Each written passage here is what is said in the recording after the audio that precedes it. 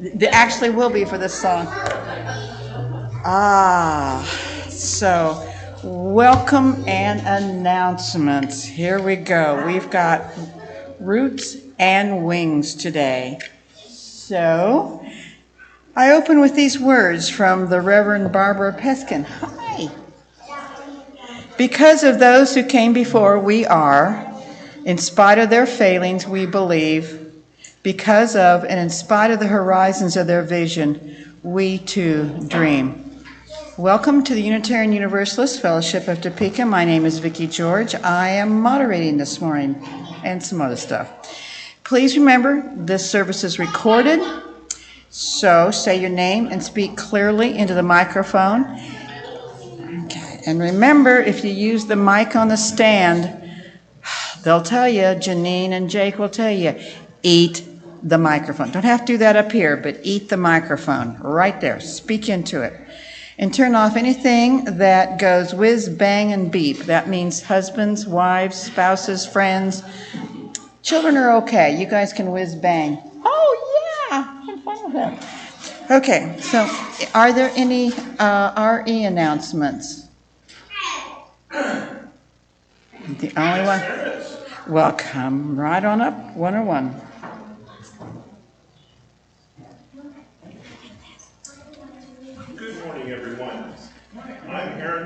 I'm your DRE, at least today. No, I'm Micah. If you guys don't know, I'm Aaron's spouse, and she's a little under the weather today. So I've decided to take over, and I'm going to be reading the story for all ages and running the spare play. Thank you. So. Please bear with me as I am not as polished as she is in presenting. You're underestimating yourself. No, I'm not. Thank you. Okay. And now we have an opening song that Janine will be leading us in. Okay, what do you know? Actually, this is one of the wonderful videos that we have access to because of UUA, and the composer. We didn't do the video, we decided not to. Oh, no, that was the other one. Okay, well, we're going to sing this one then rather than do the video. Because we got the words. Okay. Ooh, that was the other one. But, oh, right. For each child that's born, a morning star rises and sings to the universe who we are. For each child that's born, a morning star rises and sings to the universe who we are. We are our grandmother's prayers, and we are our grandfather's dreamings. We are the breath of our ancestors. We are the Spirit of God. We are. Next word, next line.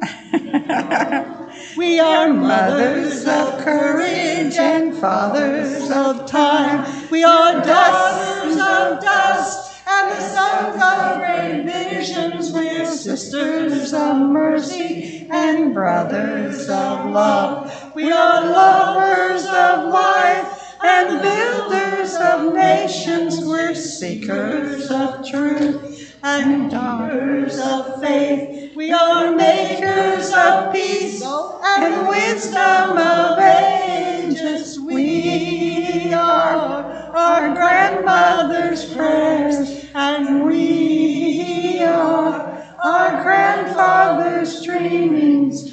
We are the breath of our ancestors. We are the Spirit of God. For each child that's born, a morning star rises and sings to the universe who we are. For each child that's born, a morning star rises and sings to the universe who we are. there is another RE announcement. What do you know? Sorry, guys. Owl is starting today, so the coffee, the fair trade, will be closing at 12. So get your orders in by 12. And if you have any cool Halloween stuff that you want to loan to us for the haunted house, we'd love to see that by the 20th of October. And one last thing, the newsletter's running a little late, but it will be in a couple of days. That's good to know, because I may have something that needs to go in there. So the cool Halloween thing I would bring is probably my husband, but anyway, we'll see. Okay, now invite Linda and Jaden for the chalice lighting.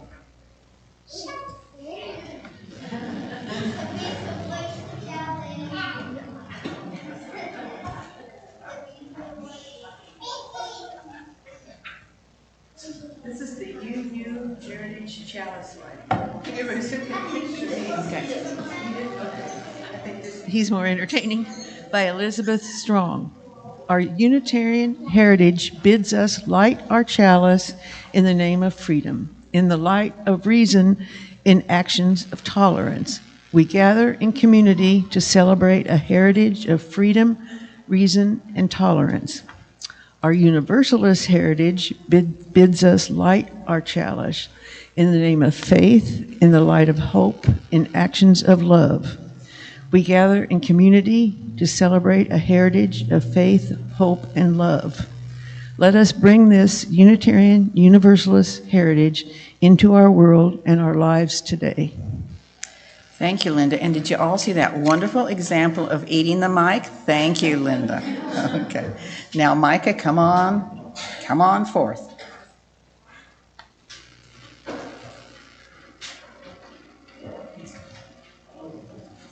All switches on the bottom. Okay.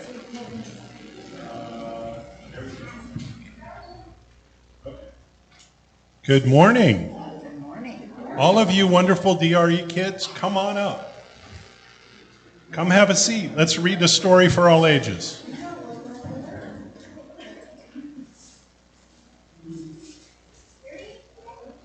I am reading today. Aaron's not feeling well, so I came in to help. Okay? Is that fine? You take the thing? Okay. All right. Well, all right. So everybody, we're going to talk a little bit more about grass than we are anything else today. But I have two things up here that I wanted to talk about for a moment. This is the week of Sukkot, which is a Jewish holiday. It's a harvest holiday, and traditionally, the harvest requires something called a lulav and an etrog, and these are representative of that. Lulav is just woven grasses, usually from palm leaves, and an etrog is a type of citrus that's kind of like a sweet lemon. So I've got these two to give you an idea of what those are. Something like that, yeah. All right, so that's all I wanted to say about that. Okay, so are we ready? Are you ready to listen? All right, so weaving our path. Imagine with me that you're going along a trail in the woods in Vermont, and you come across a steep gorge with a river rushing at the bottom. There is only one way to get across it. You see a bridge that is made of this. It's made of grasses. Yeah. Can you guys touch this? Made of grasses, right? Yeah, don't hold on too tight. Let everybody touch it. Get an idea of what it is. Okay.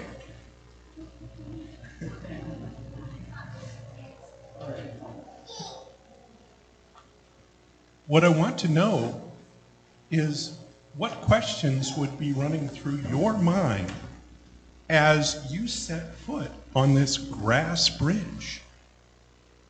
What do you guys think?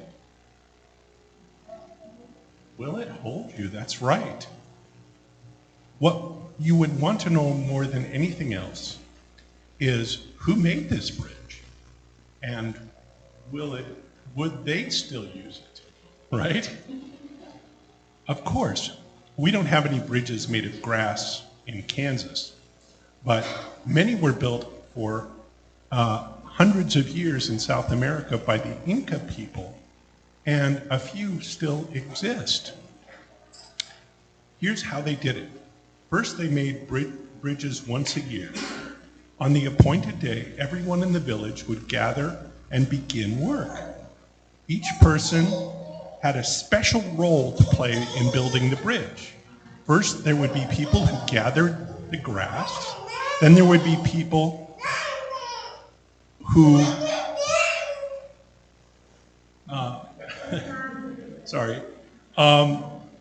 first there would be people that gathered the grass, and then there would be people who took that grass and twisted it into long ropes. Then people took those ropes and wove them into thick braids. And those braids were twisted by other people into long cables, as thick as my arm. Then other people took the grass and wove it into thicker braids. Certain people then strung the cables across the gorge and pulled them nice and tight. And finally, there were riggers who would lash the cables together in such a way as to create a footbed to walk on and rails on each side to hold on to.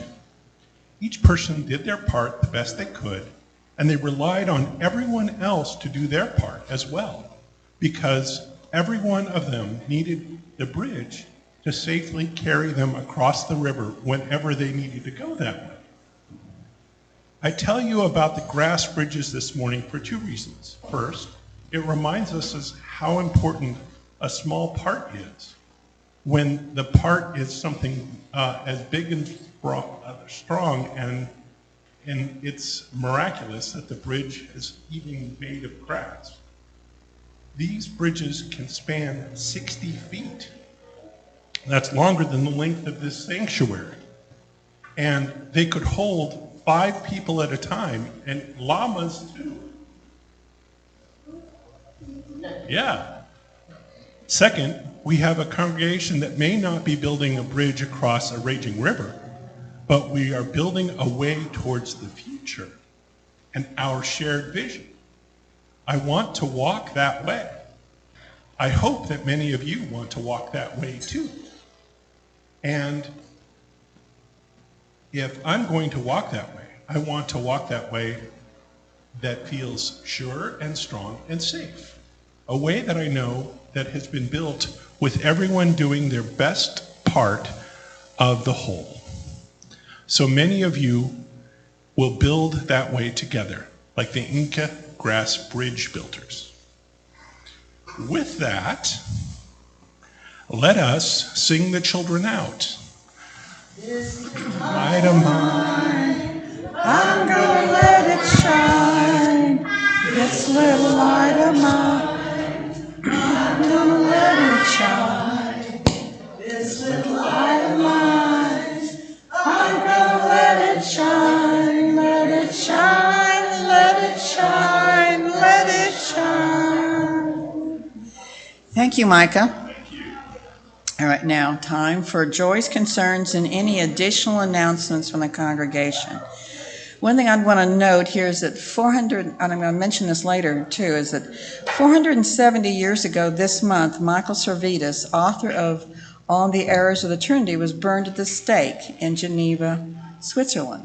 It was the last time anyone in Europe was killed for their religious beliefs. He was a Spanish theologian, physician, made maps, and a Renaissance humanist. He was the first Unitarian to correctly describe the pulmonary circulation. He was versed in math, astronomy, astrology, anatomy, jurisprudence, languages, poetry, and the study of the Bible. Well, why mention him here and now? Well, we consider him a heretic and a Unitarian martyr. So any other joys and concerns? I don't see Walt here. Anybody else want to talk about any concerns? Joys and concerns. Okay, well, those are announcements. So no joys and concerns. I have a joy. My husband's back. Yay! A minor surgery that turned out to be maybe not so minor. And now we've got David coming for a brief announcement. Notice she said brief. Because I told him, these are just. It is not in my vocabulary. But I told you, you're just supposed to be a teaser, and we know you Yeah, are. I'm teasing. Everybody should have gotten one of these when they came in. I missed a few of you. And what this is how to give to UUFT via text. It really works. It was a one-time setup. Now, what does this mean?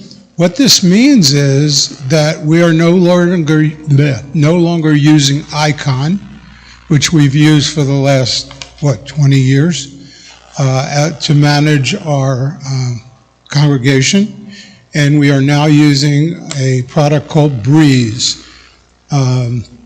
Each of you should have gotten an email inviting you to log into Breeze, and some of you have. The advantages of logging into Breeze are that you can see your donations, you can see your own data, you can correct anything that's wrong, you can yell if you see something that's not right that you can't correct. As for me, I transferred all the financial stuff yesterday, and I'm still trying to track down my pledge. It's nowhere to be found. So I will figure that out. But please, if you need me to send you another invitation, I will do that. Otherwise, there's so much that you can do. I mean, I did this text last night. It takes 1 minute to set it up, and beyond that, you text to it, and 8 characters or 9 characters, and you've sent us a donation. So, if you got any questions, I see one in the back. Yes? So if you just set up through your bank to transfer money to you guys monthly, do you have to change that, or can that just still? No, and that's a good question. That's fine. I mean, I do that. Okay, I have 2 going in there. One for the blessing box, and a lot of you have one like that also. No, that will all stay the same. The thing that might change is some people are using, not Square, what's the other payment? PayPal. Some people are using PayPal to process transactions, and we hope to get away from that. That's just one more thing. We want to do all our processing. If you're not sending a check, we want to do all our processing through one processor, and we're doing it through Breeze right now. You can go online and make a donation. You can send a text. There's many different ways you can do it. But please log in, take a look at your account, make sure your birthday is correct. By the way, in the old system, everybody was born in the year 00. So don't think, I couldn't figure out why everybody was coming up, 6 months old. But yeah, you can change that if you like, but your birthday, month and day should be correct. But there's other information that may have changed, and it would be nice if you went in and fixed it so we don't have to track you down and ask you and fix it for you. Any other questions? Yes, sir, Bill.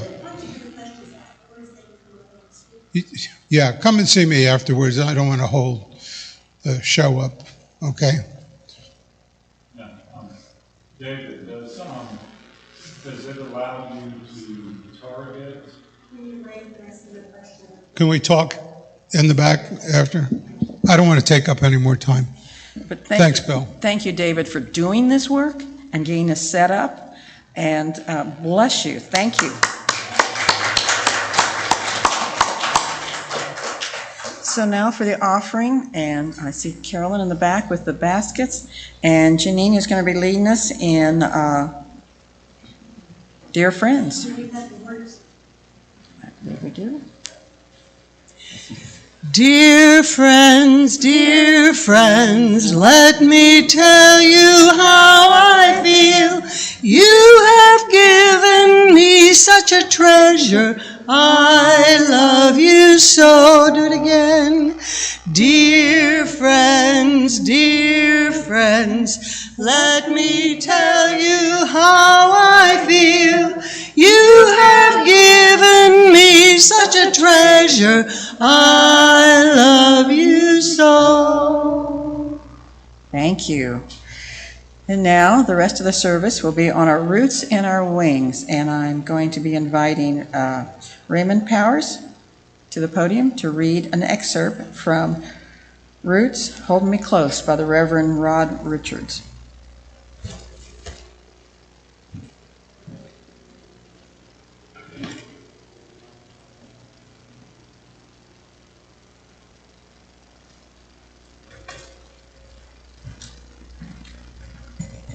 Good morning. It seems like there is the Unitarianism of yesterday, and there is the Unitarian Universalism that our congregations practice today. The connection can feel weak. Are we really the same people? Our history, while interesting enough, sometimes seems irrelevant to who we are today. John Barron's and Forrester Church put their respective fingers on a piece of the disconnect. Our merged tradition, Unitarian Universalism, is named after two specific doctrines. Unitarianism refers to a belief in the unity of God, distinguishing early Unitarians from Trinitarians, Father, Son, and Holy Ghost. And Universalism affirms salvation for all people, distinguishing Universalism from Calvinism and almost all other religious traditions that taught eternal damnation for unrepentant sinners. The two came together to form the most doctrinally free denomination, which, ironically, has two doctrines in its name. At our best, we have become a doctrinally free denomination because we do not gather around a single set of beliefs, but around a promise we have made called a covenant and a purpose we articulate called a mission. Because we believe that people can join together across differences in religious and philosophical and cultural and personal differences to work toward this purpose and that. Indeed, we believe we are stronger because of this. Because we recognize that part of nurturing spiritual growth is the challenge to understand one another across differences. Because whatever our differences, we know that what we share is even stronger, and we are one in religious community. Not because we endeavor to all agree to the answers to the big questions of life, but because we agreed to engage those questions together while practicing justice and inspiring joy, realizing that beliefs may not only differ between us, but that our own answers, our own beliefs, may change across time. But this begs the question, so why is our history important?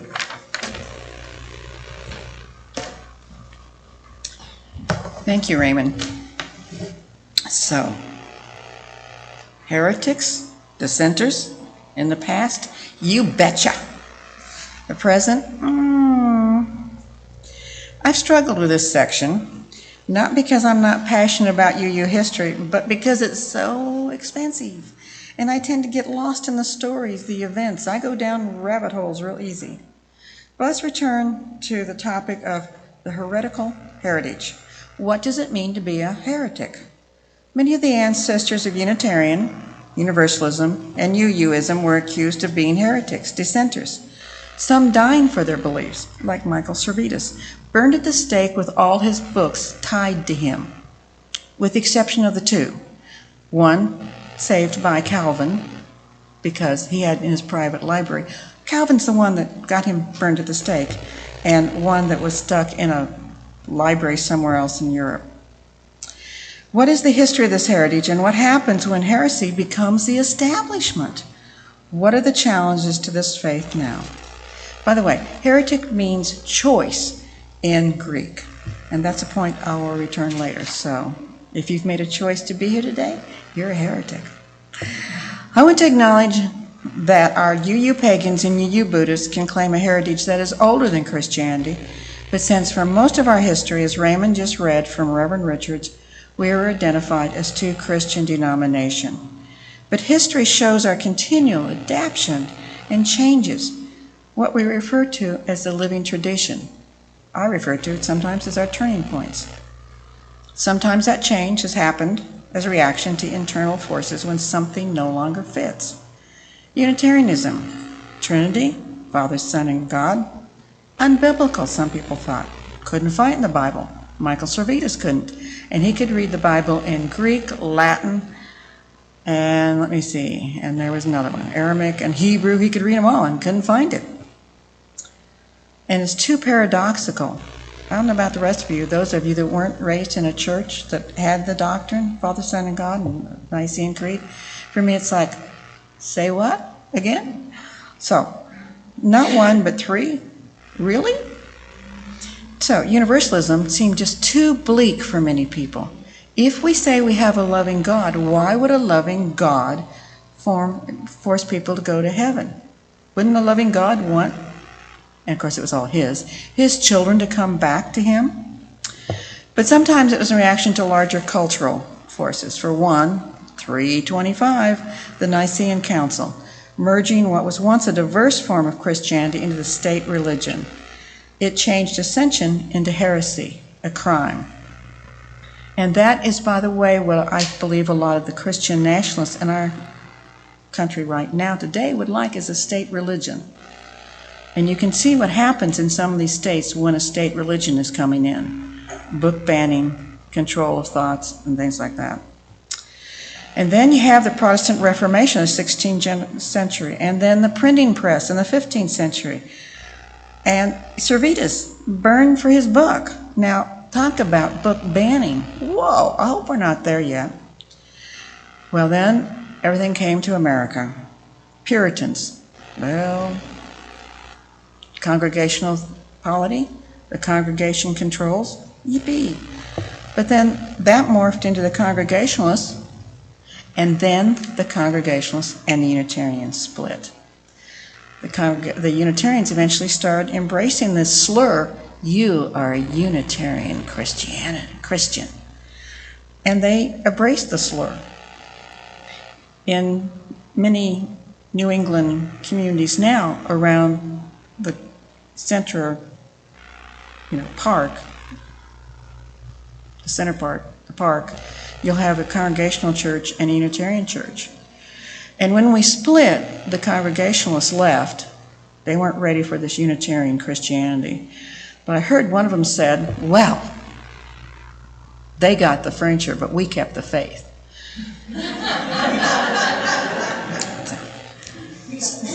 We got Paul Revere's silver in a vault in Boston. Yeah, we did. We got the furniture and the silver. Yeah. So no sooner did we get comfortable being a Unitarian Christian, which was considered a bad word, then along comes these pesky transcendentalists. Emerson addressed a Harvard divinity in 1838, brought up Three main themes: individualism, trust yourself, idealism, and the divinity of nature. So no sooner had we kind of adjusted to the idea that we're going to be Unitarian Christians, now we've got these transcendentalists coming in and confronting us. Kind of got used to that. And then we started expanding into the study of other world religions because people were reading their books. It's like Jefferson had a Quran.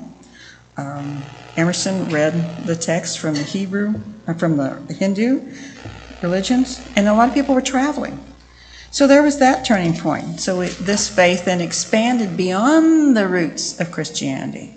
And then there is the expansion of knowledge and awareness of the scientific method and discoveries. Think Darwin in the mid-1800s. And then the literary analysis of the Bible. Whoa! And both of those things challenge the whole idea that the Bible should be taken as a literal document. Oh, and then in the 20th century, along comes the humanist philosophy, accepted and adopted by many. Whoa. And then the Depression and World War II, which we had no responsibility for. I want to go on record. We didn't have responsibility. And then because of the Depression and World War II and all those things going on, and what happened is the Unitarians didn't have any money to start planting these churches out in the West and the Midwest where all these new suburbs were developing. And all these people coming back from World War II, the GI Bill, were getting educated, college educated. Our perfect fertile ground, but there was no money to start those churches out there. So they started the fellowship movement. Would come out and put an ad in the paper. You interested in this? And people would gather, kind of the roots of this place. Well, the fellowship movement did save Unitarian denomination from the boundary of being just a regional religion in the Northeast. And it met the needs of growth in the Midwest and the West, the suburbs, the college population, and all the booming families. Nikki Stein and her husband came out of New York, having belonged to the Ethical Society, and they came here and they had a pretty good sized family, and they wanted religious education for their children. No ethical society here, so they were one of the people that helped start the Unitarian Fellowship here, meeting in the library and the YWCA and etc. So the fellowship movement saved Unitarianism from being just a regional religion. And it became noted for, and think about how many of these things still apply to us. It's lively, it's empowering, it's innovative, it's close-knit. It was so innovative, by golly, it even let women into the pulpit. And along with women came a more collaborative way of doing ministry. Whoa. And sometimes wanting to just stay a small group. So, sometimes all those wonderful things, a little chaotic, like you could see sometimes on Sunday morning when we have forgotten to work through some of these things. Yeah. But also the negative side of it, the fellowship movement is resistant to authority. You know, sometimes taking a minister, chewing them up and spitting them out. I once said, when I was doing a program on the fellowship movement, and Kent Forster was in the audience, I said, you know, the fellowship movement never needed Jesus. They could always crucify their first minister. And Kent said, and their second, and their third. So some resistance to authority, sometimes opposed to growth. One other thing called flat earth humanism, just the humanism of the mind. It was sometimes more of a freedom from rather than a freedom to. And then you see all that cauldron of what changes were going on in the 50s and the 60s, the Vietnam War. The church that we belonged to in Sioux City split over the Vietnam War. Wow. The minister going one way and many of the people in the congregation going the other way. He was anti-war, and many in the congregation just couldn't deal with that. Civil rights. Some of the churches in the South split over that. Lisa Schwartz told me a story once of a church in the South where a very influential donor said, I just can't put up with these changes. You're going to support civil rights. You're going to support the rights of blacks. Well, I'm just going to leave. And apparently the church said, and you will be missed. And we hope you come back. Whether he did or not, I don't know. And then you had all the challenges to authority of the people of color, women, LGBTQ folks, a lot of cauldron going on. Many of you were alive during those time periods. It was an exciting and chaotic time. So, those are some of the roots of Unitarian Universalism and this place. And now, we're going to talk about wings, and we're going to have another rendition of Janine's. She is so powerful. Do we have the new slide?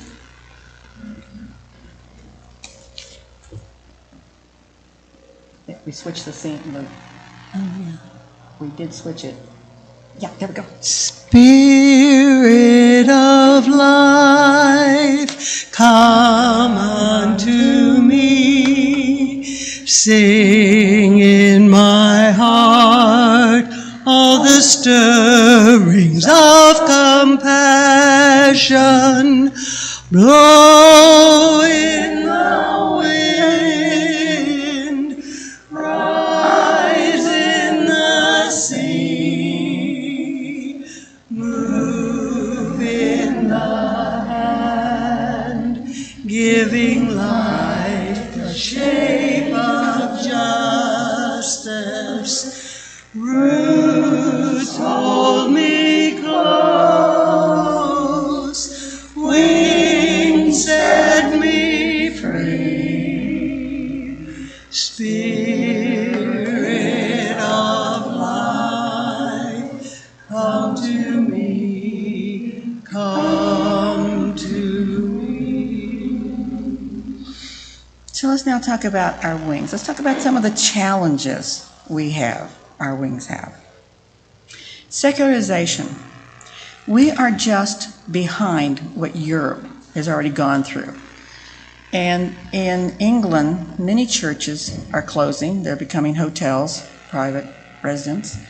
Even some of those early Unitarian churches are no longer able to have a congregation to support them. So the secularization started in Europe. We're behind the scene, and maybe you might even say the Midwest is even behind the rest of some of the East Coast and the West Coast. But those trends are also being exasperated. Certainly the pandemic didn't help.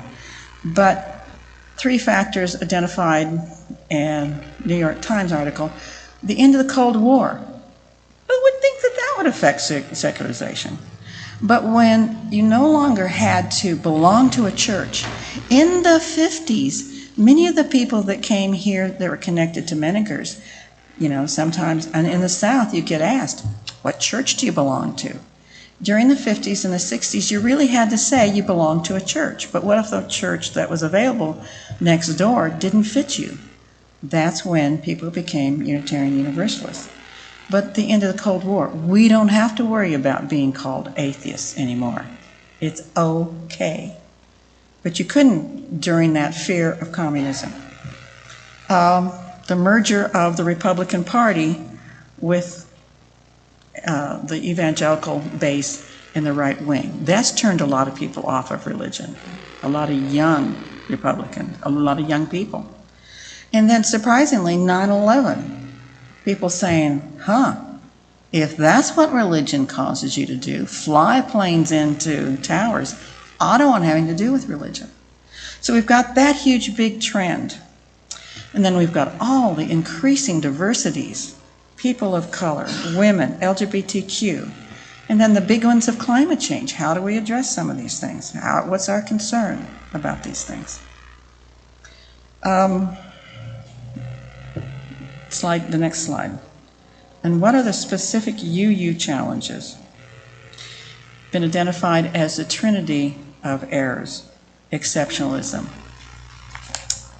and resistance to authority, again, the big ones of climate change. How do we address some of these things? Well, the You know, it's like Don has a bumper sticker, and I'm the one that brought it to him from a General Assembly as question authority, and he sticks it over his mirror so he sees it every morning. But are we still stuck there? And then individualism, and that goes right back to our embrace of Emerson. So, you know, it's only the individual. What are our possible answers to these errors? What could be our wings? Humility instead of exceptionalism. You think we're the only group in town that's concerned about LGBTQ? Look what First Congregational Church is doing with their establishment of Braided Haven to take in, have a living space for LGBTQ youth. You know, Poor People's Campaign, when we were doing Poor People's Campaign, it wasn't just us. We have wanted to wear this badge that we are so exceptional. You look around, you look across the street. My Methodist neighbors, the Methodists are splitting over LGBTQ. But their church just voted 87% to embrace LGBTQ, to embrace, now they use some interesting words that I can't wrap my mind around, but basically they're going to be open and welcoming. Methodists, for crying out loud. We're not alone. I think we should reduce our knee-jerk reaction to authority. We have such an aversion to authority. We need to say, maybe I don't need to be quite so averse to authority. Maybe we can listen to some other people. And then look at the common good instead of individualism. Maybe I'm not always going to get my needs met in this place. Maybe I need to look at what's good for the whole group. Woman that we knew in Sioux City that had been a Unitarian in Maine, she once said, I don't come to church to be entertained. I come because I'm a member of the congregation. She put the congregation before some of her own needs. Can we become affirmers instead of just dissenters? Another section from Reverend Richards again. What if we, as we continue to learn about and ponder the ancient and inspirational roots of our courageous ancestors in Unitarianism and Universalism, what if we dare to acknowledge and also move beyond heresy? What if we see ourselves as not only dissenters from other traditions, but affirmers of our own? What if we embrace our history as ours rather than settle for being footnotes in someone else's history? What if we see ourselves as more than an alternative? What if we become the obvious first choice rather than a last resort? What if, instead of seeing ourselves on the margins, we dare to picture ourselves at the center of something new? Roots hold me close, wings set me free. What if we reach out to claim our potential as our religion for our time, offering a freedom that reveres the past but trusts the dawning future more, and bids the soul, in search of truth, adventure boldly and explore? I wonder what will happen then. Choice, the ultimate heresy. Where can we find our wings in these challenges? And now we get to have congregational dialogue, and we're going to do the small groups again. Keep them small, 3 to 5. Don't get half a room going because people don't get done. So we've got some questions for you. So turn and talk to your neighbors. 3 to 5, keep them small. Can you see I'm doing my whip up here? So where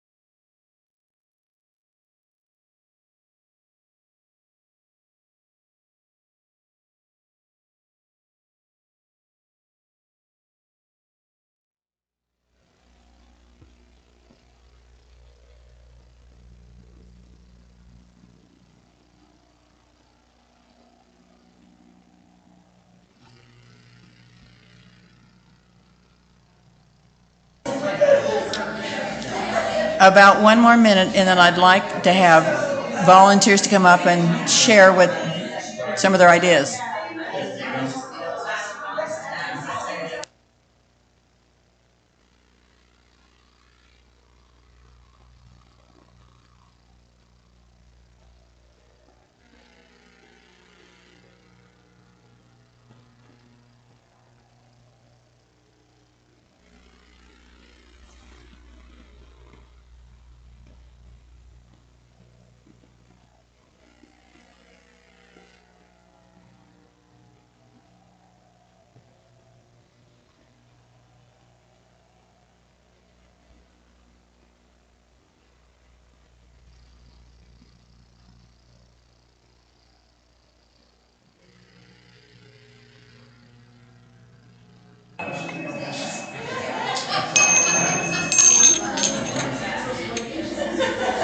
Did I say that sometimes we're chaotic, but innovative?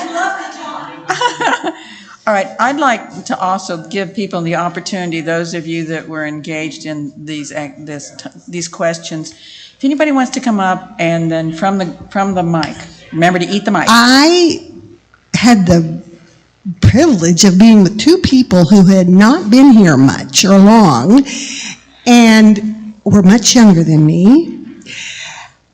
And that's brilliant. You know, we've thought about it in not quite the same terms, but being a community hub that 40s and younger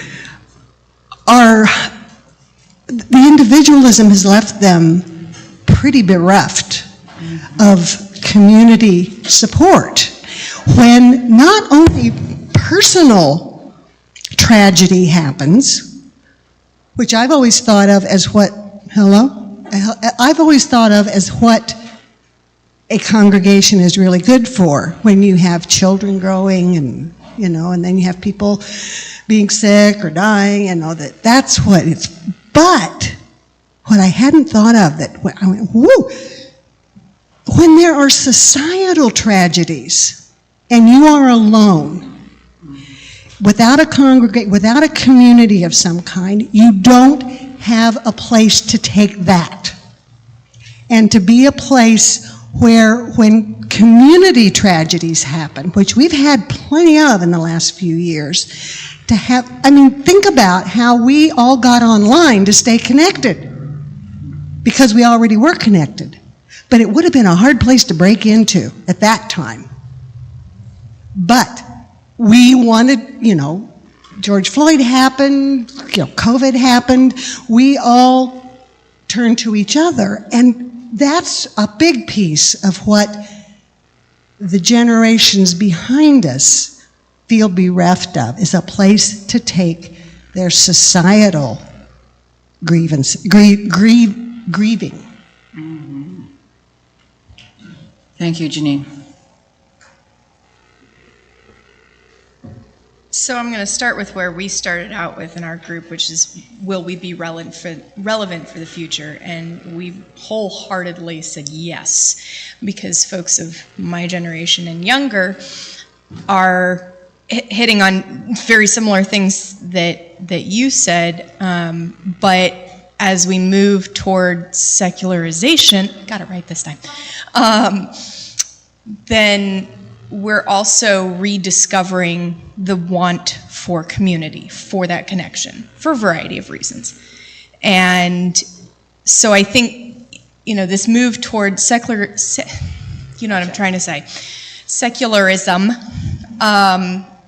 is probably not going to slow down much. But that need for community is still there, and perhaps even greater. And then, of course, I put my public health hat on and said, well, that need for community also partly comes from this pandemic of loneliness and mental health issues. And so do we have, where should we be going as Unitarian Universalists? And I think there's a lot of opportunity in that realm, in recognizing our place in the intersection between mental health, loneliness, and secularization.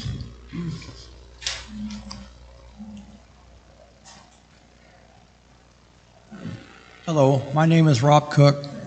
I ask a question, how well does resistance to authority serve us? Does it serve us? Could we get by with less resistance?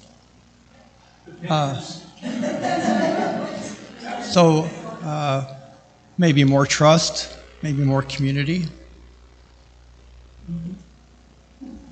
Because sometimes when you're in community, you have to give up things.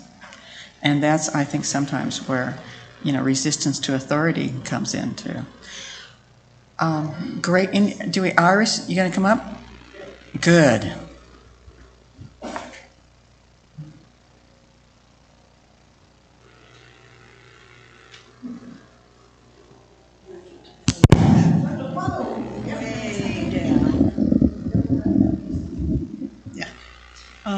I just had a thought that in the face of increasing secularization, we're going to see a lot of people leaving churches with fixed creeds and coming here to try to figure out what beliefs fit them. So I think we do have a future in that context.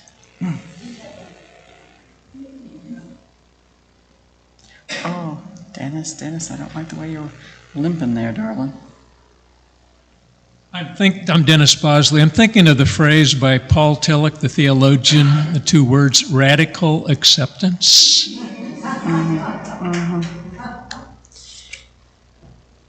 So do you notice how many times community was mentioned? Our daughter has a statement that, and she's been very active in yoga communities, her yoga practice and yoga.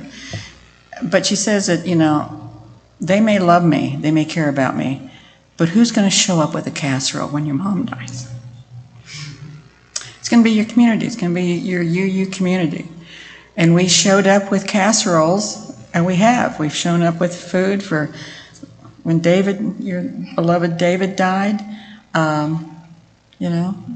That's community. And there is still a place, and I am concerned about younger people who are losing that community, walking away with something where they no longer can accept the creeds. They can't fit into that box anymore. But there's still a place for them to be held in community. Radical acceptance, was that what you said, Dennis? Yeah, radical acceptance. A radical acceptance. And so that's what we need to be practicing for ourselves and among each other. So our closing song, Janine.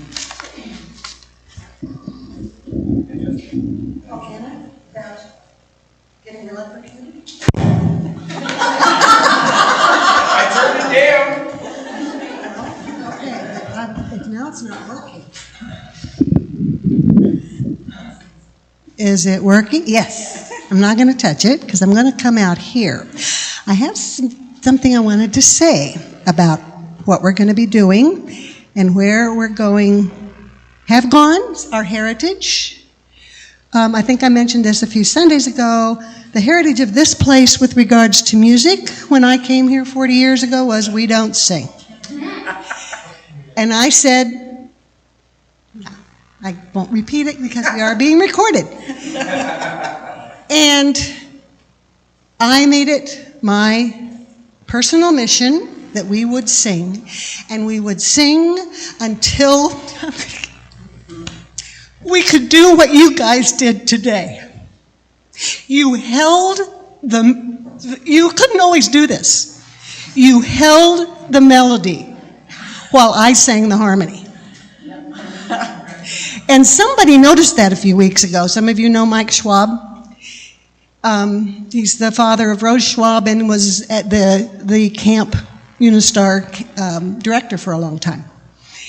And he said to me after he visited here, that was amazing. That is the best singing I have ever heard. He's been to a lot of UU congregations. That's the best singing I have ever heard from a UU congregation. And he said, it was like you were directing a choir. I said, yes. Okay, now, add to that You know, you all are familiar with Dr. Glenn Thomas Rideout. He is the black man with the braids that has done so many of the videos. He went from Ann Arbor, Michigan to, he is now he's First Universalist in Minnesota, in the Twin Cities, First Universalist. And I got to go to their church last Sunday. And he does a lot of I learned something from him. I took a master class from him about 6 or 7 years ago. But this is what he said. He said he had been asked when he was bringing the choir back. Apparently, the choir dispersed at some point.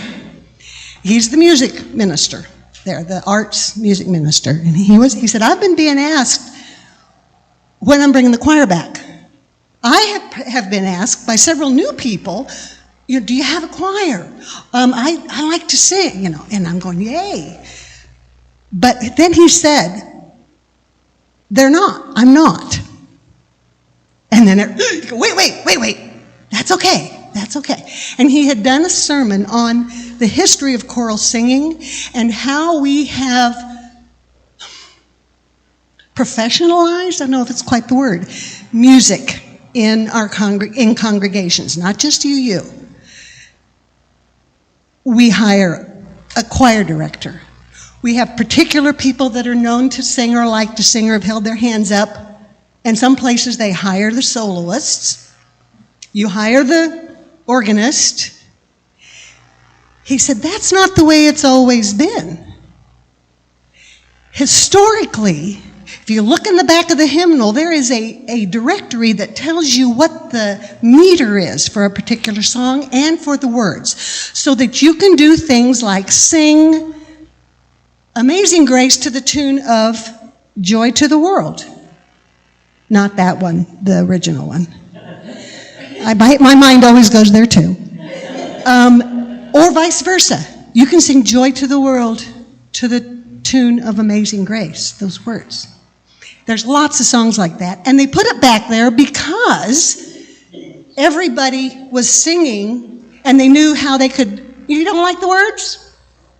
Get new ones. We do that. We're used to that. But the congregation was the choir. So he ended by saying, I'm not bringing back the choir because the choir is here. And you all now have the skills to do that. And we are going to sing. And you can keep up with me, guys. I know I have some harmony singers here, so. We are the ones. We are the ones. We are the ones. Somebody can hold that. We are the ones. We've been waiting once. We are the ones. Somebody take that. We are the ones. We are the ones. We are the ones. We are the ones. We are the waiting for. We are the ones. We are the ones. We are waiting for. We are the ones. We are the ones. We've been waiting for. We are the ones. We are waiting for. We are the ones. We are the ones. We are the ones. We are the ones. We are the ones. We are the ones.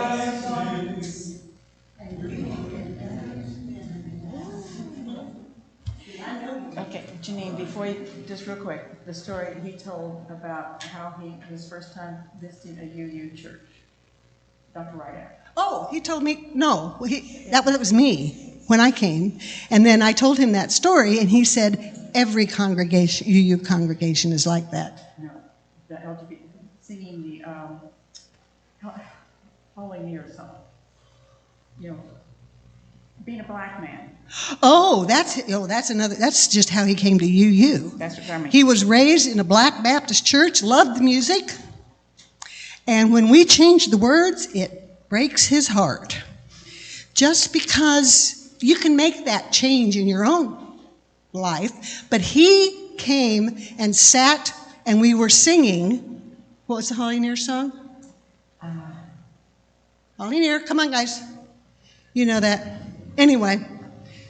It's about how we are all together. And when he sat there in a UU church and he knew he was home because he was a black gay man, and he just did what I did. I'm just going to teach him how to sing. So, final words. This is a quote from Darwin. It is not the strongest of the species that survives, not the most intelligent that survives. It is the one that is the most adaptable to change. And now Debbie is going to come forth and read our Extinguishing the Chalice.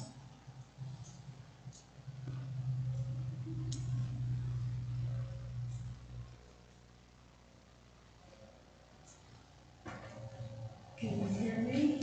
Yes. Okay. We extinguish the flame, but not the light of truth, the warmth of community, or the fire of commitment. These we carry in our hearts until we are together again.